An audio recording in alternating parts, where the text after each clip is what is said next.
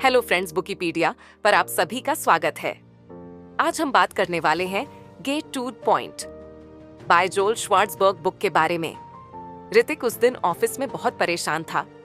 उसकी नई जॉब थी और नई जिम्मेदारियों के साथ ही उसे जल्दी ही अपनी टीम के सामने एक प्रेजेंटेशन देना था। पहली बार कोई बड़ा काम उसे मिला था तो वह इसे पूरी लगन से करना चाहता था। लेकिन समस्या ये थी कि उसके पास कहने के लिए बहुत कुछ था, पर समझ नहीं आ रहा था कि इसे एक बेहतर तरीके से कैसे प्रस्तुत करें। उसके पास कई आइडियाज थे, ढेरों टॉपिक्स थे, लेकिन वह सब किसी स्पष्ट दिशा में नहीं जा रहे थे। हर बार जब वह अपने नोट्स तैयार करने बैठता तो उसकी बातें कुछ समय बाद बिखरने लगती थी। उसे अपने ही शब्दों में तर्क और वजन की कमी महसूस होती। उसके टीम लीड ने उसे बस एक सलाह दी थी, पॉइंट पर आओ, बाकी लोग आपकी बात को तभी समझेंगे जब आप खुद उसे पूरी तरह समझोगे। ऋतिक को बात समझ में तो आई, पर उसे यह नहीं पता था कि उसे अपने आइडिया को कैसे संक्षेप में पिरोना है। वह ऑफिस की लाइब्रेरी में कुछ समय बिताने का सोचा। शायद कोई किताब, कोई लेख या कोई भी चीज उसकी उलझन सुलझा सकती थी। वह लाइब्रेरी में घूमा और किताबें पलटते हुए उसकी नजर एक किताब पर पड़ी, gate two point sharpen your message and make your words matter, जो कि जोएल श्वार्ट्जबर्ग ने लिखी थी। उसके कवर पर ही बड़े अक्षरों में लिखा था, शार्पन योर मैसेज। और ऋतिक को लगा शायद यही वह चीज है जो उसे चाहिए। उसने किताब उठाई और लाइब्रेरी के कोने में बैठकर पहले पन्ने को पढ़ना शुरू किया। पहले ही अध्याय में उसे किताब का असली मकसद समझ में आने लगा। किताब का पहला लेसन था understand essence of a point. इस लेसन में श्वार्ट्जबर्ग ने समझाया था कि एक पॉइंट और टॉपिक में क्या अंतर है। अक्सर लोग टॉपिक को पॉइंट समझने की गलती कर बैठते हैं और अपनी बात को साफ तरीके से नहीं कह पाते। असल में एक पॉइंट ऐसा होना चाहिए जिसमें आप कुछ ऐसा कहे जो तार्किक हो, जिसमें एक मूल्य हो। ऋतिक ने पढ़ा, एक सच्चा बिंदु, एक मूल्य का प्रस्ताव है, कुछ ऐसा जो आप तर्कसंगत हो, जिसे आप चित्रित कर सकते हैं और जिसे आप सिद्ध कर सकते हैं। इसका मतलब यह नहीं था कि जो भी विचार हो उसे बस कह दिया जाए, बल्कि उसे ऐसा बनाना चाहिए कि वो अपने आप में पूर्ण और गहरे अर्थ वाला हो। ऋतिक को लगा यही तो गलती कर रहा हूं। मैंने सोचा कि मेरे पास कई टॉपिक्स हैं और शायद वह काफी होंगे, लेकिन अब समझ आ रहा है कि टॉपिक्स और पॉइंट्स में क्या फर्क है। टॉपिक बस एक विचार है, जबकि पॉइंट वह विचार है जिसे आप प्रूव कर सकते हैं, जिसे आप साबित कर सकते हैं। वह याद करने लगा कि वह अपने प्रेजेंटेशन में कितनी बार बस इधर उधर की बातें जोड़ता चला गया था, पर वह किसी एक चीज पर फोकस नहीं कर पा रहा था।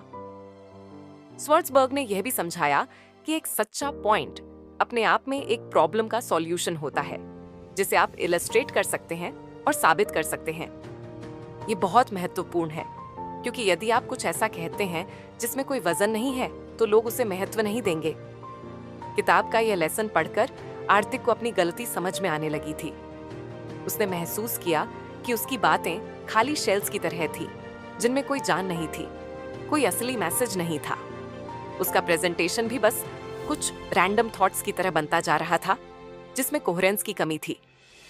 वह अब समझने लगा था कि उसे अपने प्रेजेंटेशन को एक क्लियर पॉइंट के इर्द गिर्द सेंटर्ड करना होगा, ताकि सुनने वाले लोग उसकी बात से जुड़ सके। उसने मन में ठान लिया कि अब वह अपने प्रेजेंटेशन को एक पुख्ता पॉइंट पर केंद्रित करेगा, ताकि उसका मैसेज प्रभावशाली और स्पष्ट हो सके। डेस्क पर लौटा और उसने अपने पुराने नोट्स को फिर से देखा। उसके पास ढेर सारी जानकारियां थी, कई आर्गुमेंट थे, लेकिन अब उसने अपने हर आर्गुमेंट को एक क्लियर पॉइंट में बदलने की कोशिश की। उसने किताब से सीखे हुए इंसाइट्स का इस्तेमाल करके अपनी बात को संगीत कंसाइनर किया।